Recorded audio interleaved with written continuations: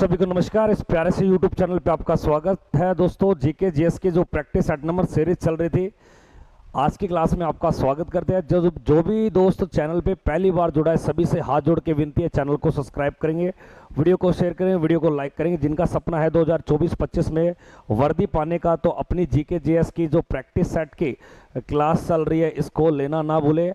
अभी तक हमारे जो प्रैक्टिस सेट नंबर 1 से लेके 5 तक हो चुके हैं। जिन्होंने 1 से लेके 5 तक नहीं देखे, प्लेलिस्ट मैंने बना रखी है, उस प्लेलिस्ट में आप जाके देख सकते हो। आज का जो रहेगा वो प्रैक्टिस नंबर 6 आपके सामने रहेगा। सभी से हाथ जोड़ के विनती है, सभी से नमस्कार है, सभी को वंदे मातरम, जय हिंद। दोस्तों, एक बार सेशन की ओर बढ़ते हैं। GK GS practice set number 6 में आपके सामने पर्सन फर्स्ट क्वेश्चन मैंने लगा दिया है। सारे विद्यार्थी क्वेश्चन का जवाब देंगे। देखिए क्या क्वेश्चन दिया गया कि कौन सा मौलिक अधिकार नहीं है। यहाँ पे फंडामेंटल राइट्स की बात कर रहे हैं। अक्सर आपसे पूछा जाता है कि मौलिक अधिकारों की संख्या कितनी थी और आज वर्तमान में कितने हैं। भारतीय संविधान में प्रत्येक नागरिक को कितने मौलिक अधिकार दिए गए हैं, जबकि भारतीय नागरिकों को मौलिक कर्तव्यों की बात की जाए तो मौलिक कर्तव्य 11 दिए गए, जबकि वर्तमान में मौलिक अधिकारों की संख्या 6 है, जिनमें से समानता का अधिकार, स्वतंत्रता का अधिकार, शोषण के विरुद्ध अधिकार, धार्मिक शिक्षा का अधिकार, धार्मिक स्वतंत्रता का अधिकार और संस्कृति एवं शिक्षा का अधिकार, और साथ में आपके संवैधानिक उपचारों का अधिकार है। इस प्रकार आपके मौलिक अधिकार की संख्या 6 होती है। लेकिन किसी समय संपत्ति का एक अधिकार था, उसे 44वां संविधान संशोधन 1978 में मोरारजी देसाई की सरकार में मौलिक अधिकारों की श्रेणी से हटा दिया गया। आज संपत्ति का अधिकार एक प्रकार से कानूनी अधिकार है, जो आर्टिकल 300 क्लोज ए क्लोज में रखा गया है। आर्टिकल 300 ए में उसका उल्लेख दिया गया। थोड़ी सी मेरी बात सुनना। अगर आपसे प्रश्न पूछ लिया है कि मौलिक अधिकार को कहां से ग्रहण किया गया, मार्कर कहां गया, हथियार, एक सेकंड रुकिए, हमारा लिखने का हथियार था ना, हाँ ये रहा। मौलिक अधिकार, मौलिक अधिकार को कहां से ग्रहण किया गया, 2-3 बातें आपसे पूछता है। मौलिक अधिकार को जो ग्रहण किया गया है, मौलिक अधिकार हमारे लिए मौलिक अधिकार, मौलिक अधिकार लागू करने वाला, लागू करने वाला जो प्रथम देश था, प्रथम देश, वो याद रखना कौन सा देश था, तो आपका जवाब होगा सर इंग्लैंड। इंग्लैंड। तो मौलिक अधिकार लागू करने वाला पहला देश कौन सा था, इंग्लैंड। और कब, 1215 में, 1215 में। लेकिन आपसे पूछ लेगा भारत के मौलिक अधिकार, भारत ने जो मौलिक अधिकार है, फंडामेंटल राइट्स, ये याद रखना यूएसए के संविधान से लिए गए, यूएसए के संविधान से। तो पेपर में कई बार आता है कि यूएसए के संविधान से हमने क्या लिए, तो आप बताओगे सर मौलिक अधिकार लिए। मौलिक अधिकार का उल्लेख आपसे पूछेगा, मौलिक अधिकार का उल्लेख, तो उल्लेख याद रखना। एक तो भारतीय संविधान के भाग संख्या 3 में इसका वर्णन किया गया है। और उल्लेख में आपको याद रखना अनुच्छेद आपके 12 से लेकर 35 तक इसका विवरण किया गया है। और सुनना मेरी बात, अगर आपसे पूछ ले मौलिक अधिकार की संख्या कितनी है, मौलिक अधिकारों की संख्या, तो संख्या के बारे में 2 बातें आती है। एक 1978 से पूर्व, 78 से पहले यानी कि पूर्व, तो आपके मौलिक अधिकार थे 7, ठीक है। और उसके बाद यानी कि वर्तमान में जो मौलिक अधिकार है, वर्तमान में इनकी जो संख्या है वो याद रखना आपके 6 हैं। तो आपसे पूछ लेगा कौन सा मौलिक अधिकार कौन सा हटा दिया, तो याद रखना आप 44वां संविधान संशोधन 1978 में आपके संपत्ति के अधिकार को, तो संपत्ति के अधिकार को हटा दिया गया। तो पेपर में अक्सर पूछा जाता है कि वह कौन सा मौलिक अधिकार है जिसे हटा दिया गया, तो याद रखना संपत्ति का अधिकार। वहीं पे याद रखना आपसे पूछ लेगा समानता का अधिकार कौन से अनुच्छेद में, तो 14 से लेकर 18 तक। स्वतंत्रता का अधिकार 19 से लेकर 22 तक। शोषण के विरुद्ध अधिकार 23 व 24 में इसका उल्लेख दिया गया। लेकिन संपत्ति का अधिकार वर्तमान में नहीं है, जो किसी समय अनुच्छेद आपके 31 में इसका उल्लेख होता था। किसी समय आज संपत्ति का अधिकार एक कानूनी अधिकार है, ये आपको ध्यान देना है लाडले। ये एक कानूनी अधिकार है वर्तमान में, जिसका उल्लेख वर्तमान में एक कैसा अधिकार है सर? ये एक कानूनी अधिकार है, कानूनी अधिकार है जिसका उल्लेख अनुच्छेद 301 के अंदर इसका उल्लेख किया गया है, वर्तमान में संपत्ति का अधिकार। तो अक्सर पूछा जाता है आपसे कि जो मौलिक अधिकार है, मौलिक अधिकार को संविधान की क्या बोलते हैं? संविधान की आत्मा भी कहा जाता है, संविधान की आत्मा। और संविधान की आत्मा कहने वाले व्यक्ति कौन थे? B.R. अम्बेडकर। तो संविधान की आत्मा कहने वाले व्यक्ति कौन थे? B.R. अम्बेडकर। ये भी आपको थोड़ा सा ध्यान देना है। B.R. अम्बेडकर संविधान की आत्मा इसे बताए। जबकि संविधान की जो आत्मा कहा जाता है वो याद रखना किसको कहा जाता है? प्रस्तावना को। संविधान की आत्मा ठाकुर भार्गव दास के द्वारा प्रेम्बल, उद्देशिका या प्रस्तावना को कहा गया है। लेकिन B.R. अम्बेडकर ने भारतीय संविधान के किस भाग को संविधान की आत्मा बताया? भाग संख्या 3 को। ये आपको ध्यान देना है। लेकिन इसमें ही आपसे पूछ लेगा अनुच्छेद 32 को, संवैधानिक उपचारों के अधिकार को, जो क्या करता है? सुप्रीम कोर्ट में जनता की सुनवाई के लिए 5 प्रकार की रिट याचिकाएं जारी करता है लाडले। इस प्रश्न में इतनी बात याद रखोगे। अगले प्रश्न को देखिए क्या देगा। नेक्स्ट क्वेश्चन फटाफट से। संसद के दोनों सदनों के संयुक्त अधिवेशन। अब संसद में लोकसभा और प्लस में राज्यसभा, इन दोनों को एक साथ बिठाया जाता है कोई बिल को पास करने के लिए। यानी कि कोई बिल को पास करवाने के लिए ये दोनों सदन एक साथ बैठते हैं, क्योंकि ऐसा कोई बिल जिसमें गतिरोध उत्पन्न हो जाए, लोकसभा उसको पास करा, राज्यसभा नहीं करा, लेकिन राष्ट्रपति की नज़र में वाक्य में वो बिल कानून बनना चाहिए, तब राष्ट्रपति लोकसभा और राज्यसभा इन दोनों की एक संयुक्त बैठक बुलाता है। इन दोनों की क्या करता है कि संयुक्त बैठक, या इसे बोलते हैं संयुक्त अधिवेशन, संयुक्त सत्र कहा जाता है। तो याद रखना ये जो संयुक्त अधिवेशन है, ये संयुक्त अधिवेशन कहाँ से लिया गया? कहाँ से लिया गया? तो याद रखना कहाँ से लिया गया? ये ऑस्ट्रेलिया के संविधान से। तो अक्सर पेपर में आता है संयुक्त बैठक का प्रावधान किस देश से लिया गया है? ऑस्ट्रेलिया के संविधान से। संयुक्त बैठक का उल्लेख अनुच्छेद पूछ लेगा, कौन से अनुच्छेद में है? तो याद रखना 108 के अंदर। भारतीय संविधान के कौन से आर्टिकल में संयुक्त बैठक का प्रावधान किया गया? संयुक्त बैठक का प्रावधान किया गया, तो याद रखना अनुच्छेद 108 में। संयुक्त बैठक हमारे संविधान में कितनी बार हो चुकी है? संयुक्त बैठक अभी तक याद रखना, अभी तक ये 3 बार हो चुकी है। कितनी बार? 3 बार। एक आपको याद रखना है 1962, 1961, उसके बाद में 1978 और सन 2002 में। तो संयुक्त अधिवेशन कितनी बार हो चुके हैं? 3 बार। संयुक्त अधिवेशन की बुलाता कौन है? इसको बुलाता कौन है? तो याद रखना राष्ट्रपति। लेकिन संयुक्त अधिवेशन की अध्यक्षता कौन करेगा? अगर पेपर में आ जाए इसकी अध्यक्षता कौन करता है? तो अध्यक्षता याद रखना भैया अनुच्छेद 118 के तहत आपके लोकसभा स्पीकर करता है। कौन करता है? लोकसभा स्पीकर, जिसे लोकसभा अध्यक्ष कहा जाता है। लोकसभा स्पीकर या लोकसभा अध्यक्ष के नाम से जानते हैं। दूसरी बात सुनना, अगर प्रश्न आ जाए आपके सामने कि संसद का अभिन्न अंग कौन होता है? अभिन्न अंग किसे बोलते हैं? तो संसद का अभिन्न अंग होता है राष्ट्रपति। लेकिन संसद के सदन पूछ ले, सदन कितने होते हैं? तो याद रखना लोकसभा और राज्यसभा। इसलिए संसद के अंग में शामिल कौन कौन होंगे? लोकसभा, राज्यसभा, राष्ट्रपति। तो अंग कितने होते हैं? 3, जबकि सदन कितने होते हैं? 2। तो पेपर में ये आता है कि राष्ट्रपति संसद का क्या है?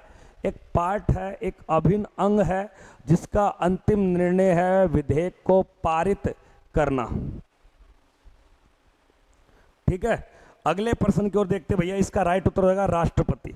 नेक्स्ट क्वेश्चन देखिए क्या दिया गया कि मंगलयान छोड़ने वाली संस्थान इसरो का मुख्यालय कहाँ पर है? तो सीधा सी बात है, हालांकि आपको बता देता हूं, जितने भी आपके प्रक्षेपण किए जाते हैं ग्रहों के, वो इसरो से नहीं किए जाते।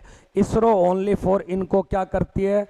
निर्मित करती है। इसरो इसका क्या कार्य करती है? यानी कि निर्माण करती है आपके उपग्रहों का। लेकिन इनको छोड़ने वाली जो संस्थान है, वो संस्थान याद रखना, उसे श्री हरिकोटा बोलते। क्या बोलते हैं? श्री हरिकोटा, जो आंध्र प्रदेश में, कहाँ पे भैया? आंध्र प्रदेश में। ये आपको ध्यान देना है। कर लोगे यहाँ तक? कोई दिक्कत नहीं है? ठीक है, करना तो पड़ेगा भाई साहब। अगर पेपर में आ जाए कि इसरो कहाँ पर है, सिंपल सी बात है, इसरो की बात कर रहा है लाडले, एक तो याद रखना इसरो की स्थापना कब की गई थी, इसरो की नींव कब रखी गई, नींव तो याद रखना आपके 15 अगस्त 1969 को, ये आपको ध्यान देना है।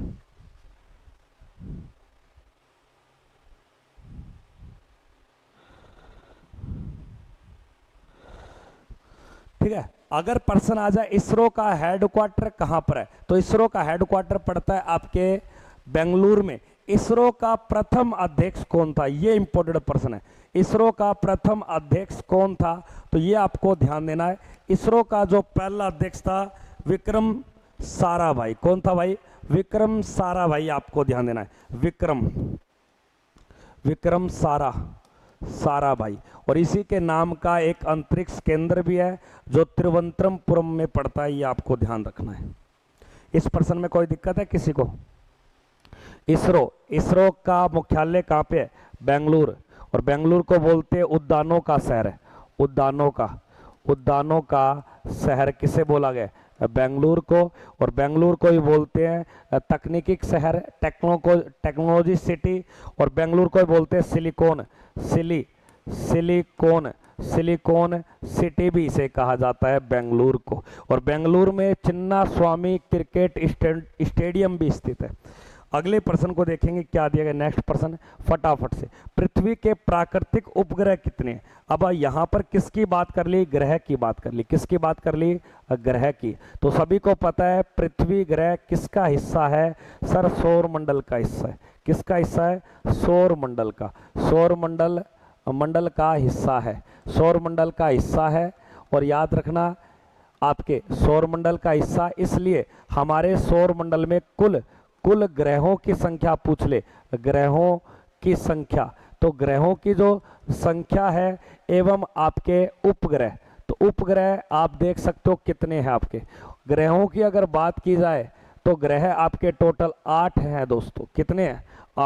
8 में सबसे पहले आपने देखा होगा एक ग्रह का नाम आता है बुध ग्रह, और बुध के बाद आता है आपके शुक्र ग्रह, और शुक्र के बाद आता है आपके मंगल ग्रह, मंगल के बाद आता है, सॉरी माफी चाहता हूँ, पृथ्वी, और पृथ्वी के बाद आता है मंगल, और मंगल के बाद आता है आपके बृहस्पति, बृहस्पति के बाद जो ग्रह उसे शनि बोलते हैं, शनि के बाद जो है उसे अरुण कहा जाता है, और अरुण के बाद जो ग्रह उसे वरुण बोलते हैं। किसी समय आपके आपके प्लूटो यम नाम करके एक ग्रह था, टोटल 9 ग्रह थे, ये आपको बताना है। पृथ्वी को छोड़कर टोटल अन्य 7 ग्रह, पृथ्वी को मिलाकर 8वां है। याद रखना सबसे पहले आपके ग्रह दिया गया है कौन सा? जिसका नाम है भैया बुध। बुध का कोई भी उपग्रह नहीं है, ये 0 उपग्रह। शुक्र का भी कोई भी उपग्रह नहीं है, ये 0 है। जबकि पृथ्वी का एक उपग्रह है जिसे मून बोलते हैं। क्या बोलते हैं? मून कहा जाता है। जबकि मंगल के 2 उपग्रह हैं, बृहस्पति के 85 उपग्रह, शनि के 145 हैं, जबकि अरुण के 27 उपग्रह, लेकिन वरुण के आपके 14 उपग्रह बताने हैं। तो सर्वाधिक उपग्रहों वाला आपसे ग्रह पूछ ले तो कौन सा है? तो याद रखना उसे कहा जाता है आपके शनि। लेकिन सबसे कम पूछे तो किसके? पृथ्वी के। सबसे कम उपग्रह, ये आपको ध्यान देना है, ठीक है।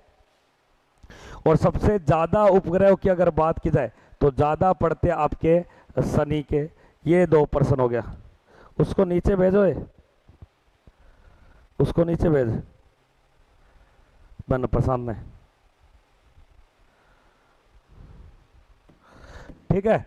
और सौरमंडल का हिस्सा कुल ग्रह कितने आपके 8 है, और पृथ्वी के कितने प्राकृतिक उपग्रह 1 है जिसका नाम है मून। तो मून के बारे में प्रश्न आ सकता है कि चंद्रमा यानी कि मून पर पहला कदम किसने रखा, कदम। तो मून पर जो पहला कदम रखा उस व्यक्ति का नाम याद रखना, 21 जुलाई 1969 में यूएसए का व्यक्ति था और व्यक्ति का नाम था नील आर्मस्ट्रॉन्ग।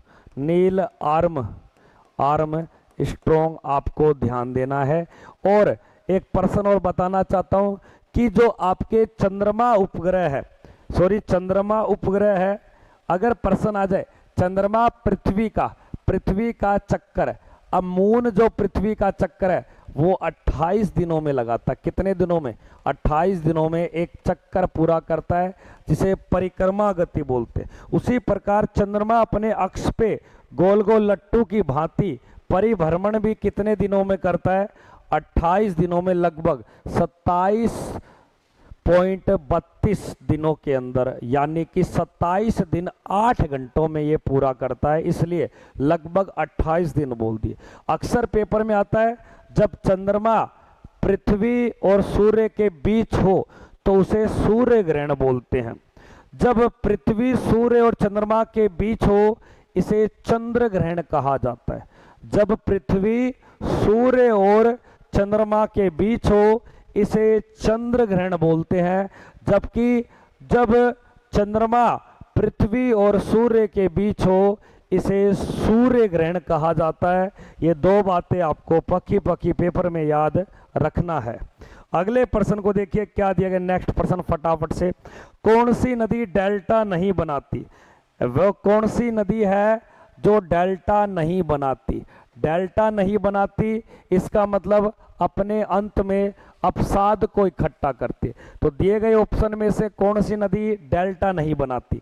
तो डेल्टा याद रखना, महानदी उड़ीसा के अंदर ये बनाती है लाडले। उसी प्रकार यमुना नदी जो गिरती है इलाहाबाद गंगा के अंदर ये गिर जाती है, जबकि कावेरी नदी डेल्टा बनाती है, गोदावरी नदी भी डेल्टा बनाती है। लेकिन यमुना नदी डेल्टा थोड़ी बना रही है, डेल्टा तो कौन बना रही है? गंगा बना रही है, महानदी बना रही है, कावेरी बना रही है, गोदावरी बना रही है। ऐसे कई बार पेपर में आता है, लेकिन पूर्ण रूप से जो डेल्टा नहीं बनाती, एक तो नर्मदा नदी याद रखना और एक प्लस में ताप्ती। तो पेपर में ये दो नदियां इंपोर्टेड है। जो नदियां डेल्टा नहीं बनाती, जो खंबात की खाड़ी अरब सागर में पानी गिराती है, तो ये नदियां बनाती क्या है? जो ये नदियां बनाती है एस्चुरी। क्या बनाती है? एस्चुरी का निर्माण करती है, जिसे हिंदी में बोलते हैं ज्वार नंद मुक्त। तो पेपर में कई बार आता है कि डेल्टा ना बनाने वाली नदियां, तो मुख्य रूप से नर्मदा ताप्ती बतानी है। लेकिन जो नदियों की सहायक नदियां होती है वो सहायक नदियां डेल्टा नहीं बनाती, क्योंकि उनका जो अपसाद है वो पीछे से मेन नदी का पानी आ रहा है वो धक्का मार के आगे ले जाएगा। अब जो मेन नदी है जो जहां पे अपना अपसाद इकट्ठा करेगी वो याद रखना आपको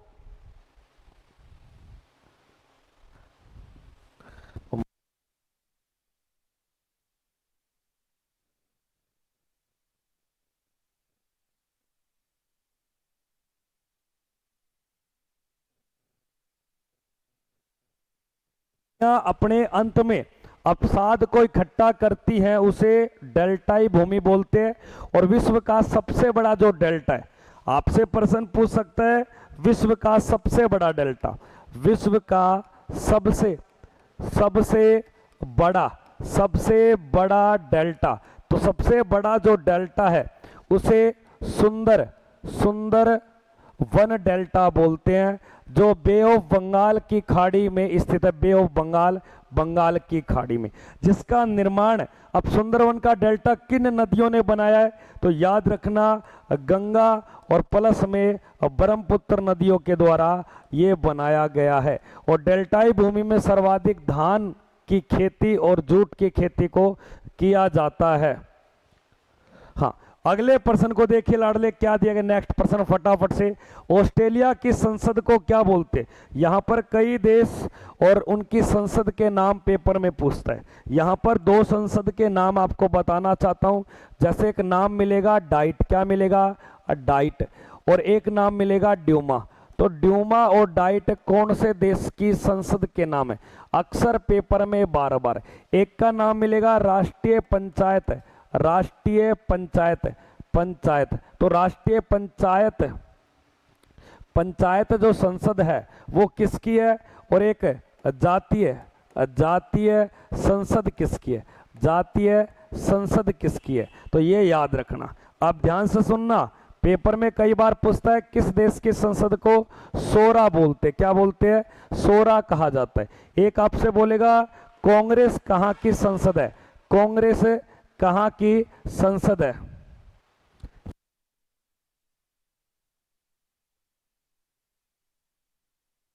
देखो, उसके बाद में याद रखना नेशनल, नेशनल,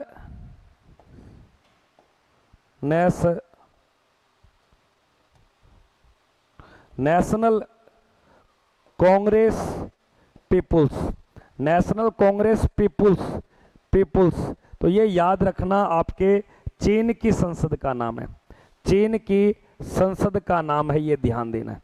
जबकि कांग्रेस पूछे तो ये यूएसए की संसद का नाम, सोरा बोले तो ये अफगानिस्तान की संसद है, जातीय संसद की बात बोले तो बांग्लादेश, बांग्लादेश। ये आपको ध्यान देना है। उसके बाद सुनना लाडले, क्या दिए गए? राष्ट्रीय पंचायत पूछे तो राष्ट्रीय पंचायत आपके नेपाल की संसद है। लेकिन ड्यूमा बोले तो ये रूस की संसद है, और डाइट बोले ये जापान की संसद है। पंख बंद ना कर लिए। ऑस्ट्रेलिया कहाँ की संसद का नाम है? तो ऑस्ट्रेलिया की संसद का नाम है पार्लियामेंट।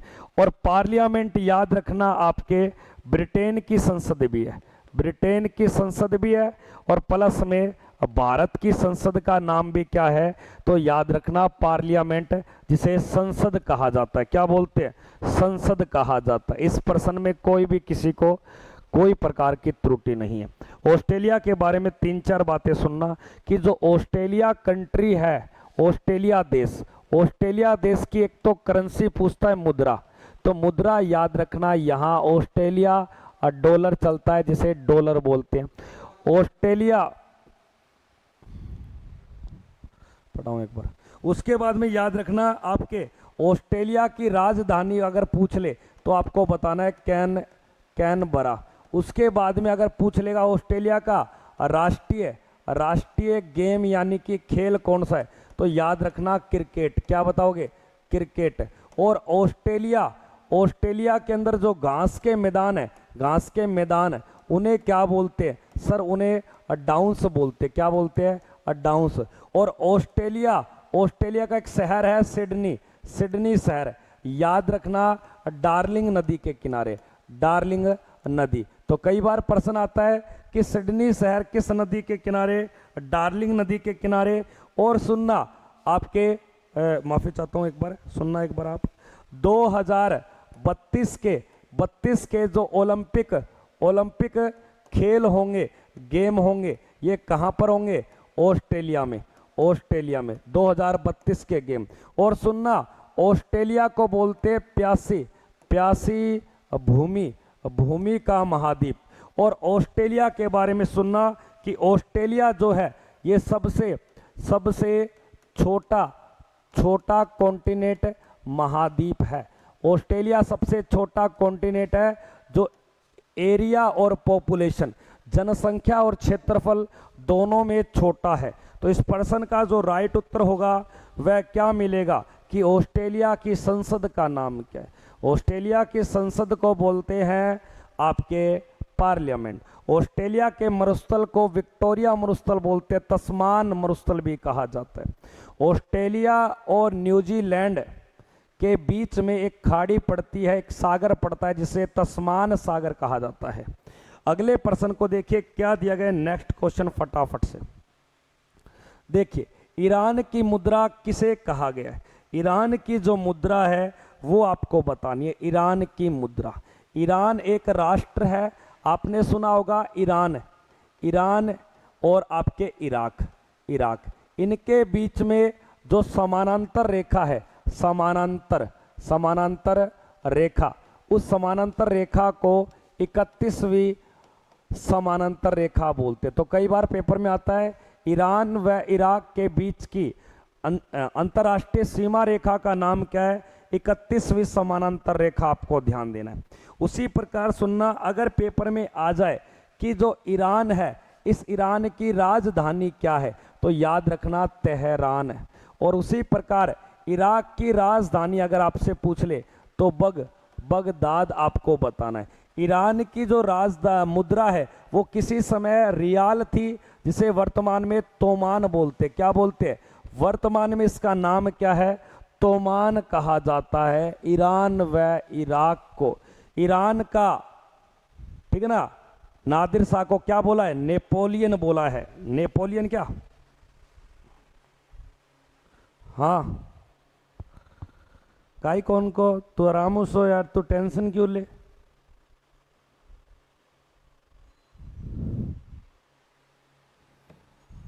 काई को? हाँ, जबकि रूबल आपके रूस की मुद्रा है, डॉलर आपके अमेरिका की मुद्रा है। अमेरिका। एक प्रश्न बताइए, अगर मैं आपसे 4 मुद्राएं लिखता हूं, एक तो इस प्रकार मुद्रा लिखिए, और एक इस प्रकार मुद्रा लिखिए, एक इस प्रकार आपको दी गई है, और एक आपको दी गई है आपके इस प्रकार मुद्रा, और एक दी गई है इस प्रकार मुद्रा। यानी कि अंतर्राष्ट्रीय लेवल पर मुद्राओं के सिंबल दिए गए, अंतर्राष्ट्रीय लेवल पर मुद्राओं के सिंबल दिए गए, ये आपको बताना है।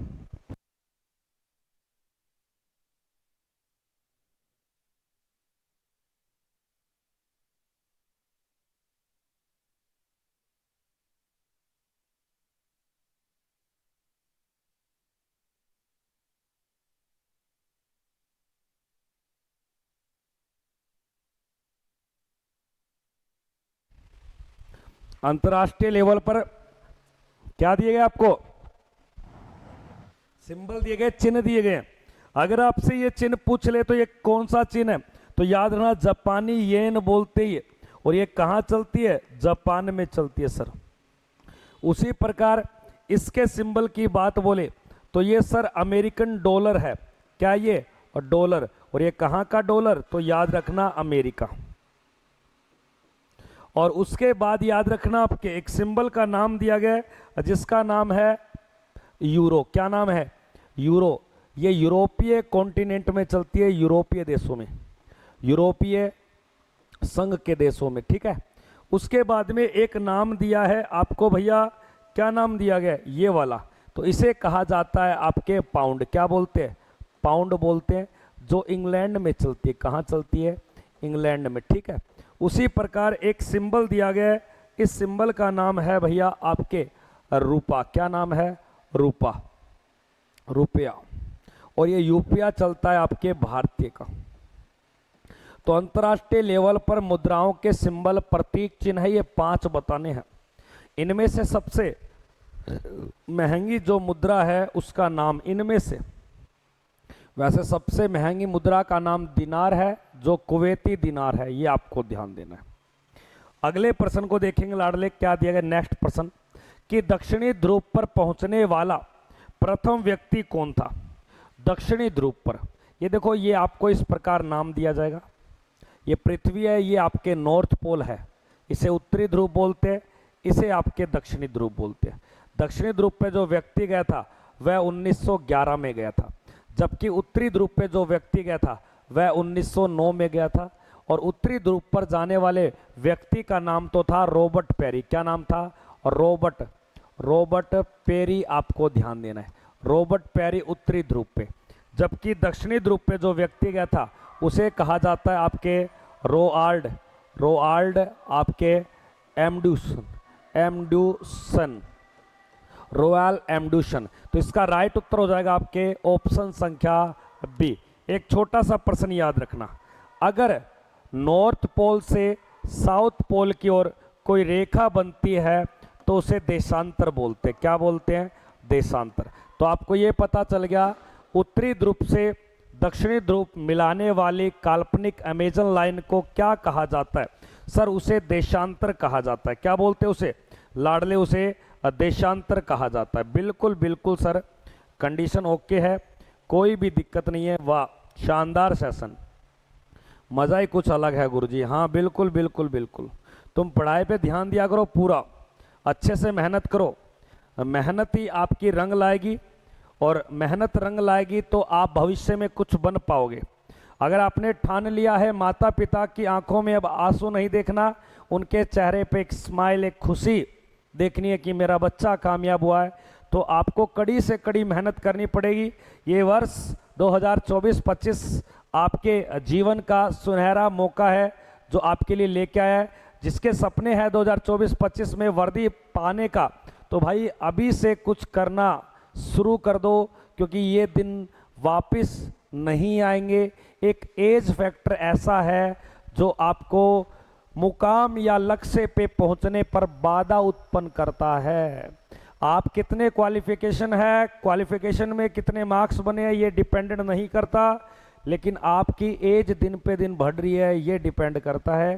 क्योंकि अलग अलग कंपटीशन एग्जाम में एज फैक्टर को लेके ही आपका सीमा निर्धारण किया जाता है कि ये बच्चा इस पेपर में इतने वर्ष तक का ही दे सकता है, दूसरे पेपर में इतने से इतने वर्ष का दे सकता है। तो अभी से जिस बच्चे ने 10वीं 12वीं पास कर लिया है, तो वो अपने सपने देख सकता है। बहुत बड़े सपने नहीं है, छोटे से सपने आपके ये पूरे कर सकते हो। कंपटीशन कोई ज़्यादा टफ कार्य नहीं है, टफ कार्य नहीं है।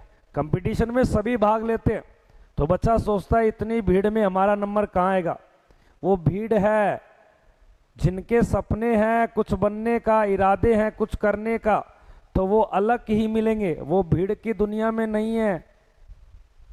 आपने देखा होगा कई बार गांव में बारात आती है किसी पड़ोसी की, तो गांव वाले या आपके घर वाले भाग के या तो गली में जाते हैं, छत पे जाते हैं देखने के लिए, लेकिन कई सिंसियर व्यक्ति पर्सन बोलते क्या बारात देखनी यार, वैसी जो उनके आए थे वो इनकी है। वो अंदर बैठे हैं क्योंकि वो माइंड सेट कर रखा है, इनमें कुछ नहीं रखा, अपने गोल की ओर बढ़ते हैं। तो उनमें से आप बनो, भीड़ का हिस्सा नहीं बनना, एकांत में बैठो, ऐसा कुछ करो कि भीड़ आपके लिए लगे, भीड़ आपके लिए लगे। या तो कुछ बन के दिखाओ या कुछ खराब होके दिखाओ। खराब भी ऐसा हो कि गली मोहल्ला पूरा समाज आपको ही उंगली करे, नाम होगा यार, पर ऐसा नाम नहीं करना आपको। तो इस पर्सन में क्या दिया गया, याद रखना दक्षिणी ध्रुव की खोज या पहला व्यक्ति कौन था, रोनाल्ड आपके एम्ड्यूसन, आपको ध्यान देना है। उत्तरी ध्रुव की खोज की थी रॉबर्ट पेरी ने। उत्तरी ध्रुव से दक्षिणी ध्रुव को मिलाने वाली काल्पनिक लाइन को क्या बोलते हैं, देशांतर। अगला प्रश्न देखिए क्या दिया, विश्व कप फुटबॉल में सर्वाधिक गोल करने वाले खिलाड़ी मिरासल लोव कॉलेज किस देश के हैं, तो ये याद रखना जर्मनी के हैं। तो फुटबॉल से ज़्यादा कोई बात नहीं करूँगा, फुटबॉल से 2-3 बात करना चाहता हूँ। फुटबॉल में रिलेटेड आपको कप या ट्रॉफियाँ दी जाती है, कप या ट्रॉफियाँ, ट्रॉफियाँ। तो ट्रॉफियों में सबसे जो इम्पोर्टेंट है, जो पेपर में बार बार आती है, एक तो पूछता है आपसे संतोष, संतोष, संतोष ट्रॉफी। एक पूछेगा आपसे आंसू, आशुतोष, तोष ट्रॉफी। एक देगा मार्डल, मार्डल कप, और एक देगा डूरेंड, तो डूरेंड। तो भारत का सबसे प्राचीन फुटबॉल कप पूछे तो डूरेंड बताना है। एक बताना आपको फीफा, फीफा वर्ल्ड कप। एक मिलेगा अज लोन, लोन सा, अज लोन सा। एक मिलेगा यूरो कप, यूरो कप। ये आपको ध्यान देना है। तो ये सारे किससे रिलेटेड है, फुटबॉल से। फुटबॉल के एक पक्ष में, फुटबॉल का जो एक पक्ष है, एक पक्ष में आपके कुल 11 प्लेयर होते हैं। फुटबॉल के परिसर का नाम क्या है, तो याद रखना। ओए जी तो ये ऊपर रखिया, कप। परिसर को मैदान या फील्ड बोलते हैं, क्या बोलते हैं, फील्ड कहा जाता है, ठीक है। और सुनना, फुटबॉल, फुटबॉल किस देश का राष्ट्रीय खेल है? राष्ट्रीय खेल में आपको याद रखना है, जैसे ब्राजील हो गया, आपके फ्रांस हो गया। ठीक है, अगले प्रश्न को देखते हैं क्या दिए गए। देखिए, ऑपरेशन फ्लड का संबंध किससे? ऑपरेशन फ्लड एक क्रांति है। क्या है भैया? एक क्रांति है। और ये क्रांति जो चलाई थी वो याद रखना वर्गीज वर्गीज वर्गीज कुरियन के द्वारा।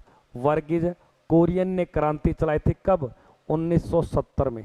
और ऑपरेशन फ्लड या श्वेत क्रांति किसे कहा जाता है? तो प्रश्न में ऑप्शन दिए गए, चावल उत्पादन में, गेहूं का उत्पादन करना, दूध का उत्पादन और फल का उत्पादन। फल के उत्पादन के लिए याद रखना स्वर्णिम क्रांति, स्वर्णिम क्रांति कहा जाता है। जबकि दुग्ध के उत्पादन को श्वेत क्रांति बोलते हैं, और यही श्वेत क्रांति कहलाती है आपके ऑपरेशन फ्लड। गेहूं के उत्पादन के लिए हरित क्रांति चलाई गई थी, यह आपको ध्यान देना है। जबकि चावल के लिए हरित क्रांति चली थी 1984 में। तो इसका मतलब गेहूं और चावल दोनों के लिए कौन सी क्रांति है? हरित क्रांति है। ये कुछ प्रमुख क्रांतियां हैं, जैसे नाम बताता हूं आपको जो पेपर में फंस सकती हैं।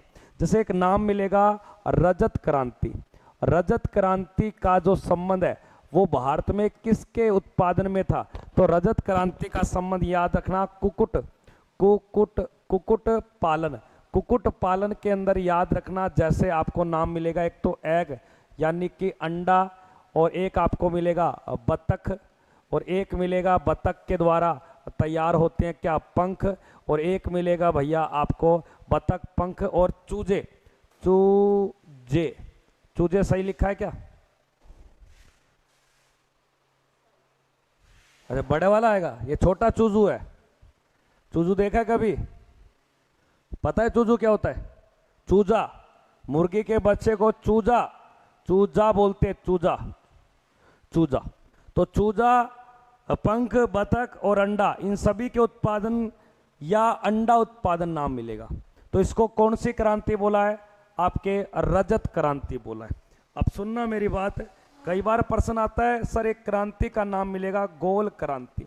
तो गोल क्रांति को कहा जाता है आलू उत्पादन। क्या बोलते हैं? आलू एक तना युक्त फसल है। आलू का जो पौधा है उसके तने भाग को हम खाते हैं। और आलू उत्पादन में विश्व का सबसे बड़ा देश याद रखना संयुक्त राज्य अमेरिका। पूरे वर्ल्ड में वजन के अकॉर्डिंग कौन सी फसल का उत्पादन ज्यादा होता है? आलू। आपको ध्यान देना है, सुनना मेरी बात। अगर प्रश्न आ जाए बादामी क्रांति का संबंध किससे है? तो बताओगे मसाले उत्पादन में। मसाले उत्पादन में विश्व का सबसे बड़ा देश इंडोनेशिया, जबकि भारत भी है, लेकिन भारत में सबसे ज़्यादा मसाले उत्पादन केरल में किए जाते हैं। मसालों की रानी किसको बोलते हैं? अगर कोई विद्यार्थी ज़्यादा मसालों का शौकीन है तो बता सकता है मसालों की रानी किसे कहा गया है। अगला प्रश्न देखिए सर, अगर प्रश्न आ जाए गुलाबी क्रांति, तो गुलाबी क्रांति याद रखना किसके उत्पादन से? तो एक तो आपको प्याज याद रखना है, प्याज, और एक आपके जड़ी बूटी होती है जिसे औषधि बोलते हैं। क्या बोलते हैं? औषधि। और एक आपको याद रखना एक मछली है, मछली की शेप ज्यादा बड़ी नहीं है, छोटी सी एक वर्ग के अकॉर्डिंग मछली है, जो चिल्का झील उड़ीसा में पाई जाती है, जिसे बोलते हैं झींगा। क्या बोलते हैं? झींगा फिश। औषधि और प्याज इत्यादि उत्पादन के लिए कौन सी क्रांति चलाई गई थी? गुलाबी क्रांति। अगर प्रश्न पेपर में आ जाए सर हमें ये तो बताओ कि गोल क्रांति की बजाय लाल क्रांति भी तो चली है, तो लाल क्रांति में मांस जैसे भेड़ बकरी हो गए, इनके मांस के लिए प्लस में टमाटर का उत्पादन आदि करने के लिए कौन सी क्रांति चलाई? लाल क्रांति। एक क्रांति बहुत ज्यादा फेमस है जिसे पीली क्रांति बोलते। क्या बोलते हैं? पीली क्रांति। तो पीली क्रांति जब चली थी, जिसे सरसों, पिचोदरा नाम के करके एक व्यक्ति था, पिचोदरा, उसने चलाई थी, सरसों से संबंधित थी। लेकिन बाद में देखा ऐसी फसलें जो तेल उत्पादन करने में सहायक है उसको हम बोलेंगे, तो नाम दे दिया तिलहन। फसलों के लिए कौन सी क्रांति है? पीली क्रांति। एक क्रांति नाम मिलेगा आपको नीली क्रांति। क्या मिलेगा? नीली क्रांति। तो नीली क्रांति आपके मत्स्य पालन अगर आप अपने गांव में पानी को इकट्ठा करके कर रहे हो तो ऐसे कल्चर को क्या बोलते हैं? पीसी कल्चर बोलते हैं। क्या बोलते हैं? PC culture. लेकिन आपके पास छोटे छोटे आयता नुमा आपके पास बॉक्स डब्बे हैं और आपने समुंदर या जोहड़ या नदी के किनारे या कोई खाड़ी के किनारे उन डब्बों को रख दिया और उसमें आती है मक्खी। मक्खी बैठती है और मक्खी के विष से निकलने वाला जो तरल पदार्थ उसे बोलते हैं शहद, और ऐसी विधि पालन को बोलते हैं एपी कल्चर। ठीक है ना? तो आज के सेशन में GK GS practice set number 6 को कंप्लीट किया। अगर आप चैनल पे जुड़े हो और चैनल को सब्सक्राइब नहीं किया तो सब्सक्राइब जरूर करें। मिलते हैं नई एक और प्रैक्टिस सेट में, तब तक के लिए जय हिंद, वंदे मातरम।